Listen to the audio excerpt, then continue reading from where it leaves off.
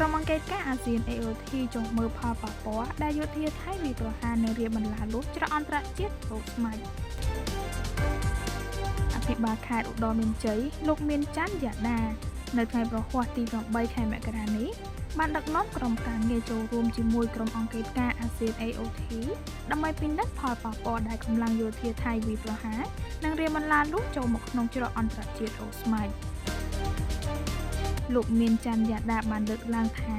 បន្ទាប់ពីមានការរំលោភបំពានយ៉ាងធ្ងន់ធ្ងរពីកងកម្លាំងយោធាថៃបានប្រើប្រាស់នៅអាវុធធនធ្ងន់ខ្លាំងចូលមកក្នុងភូមិសាស្ត្រទឹកដីកម្ពុជា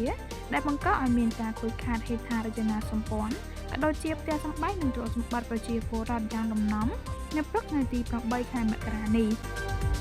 លោកបានដឹកនាំក្រុមការងារចូលរួមជាមួយក្រុម AOT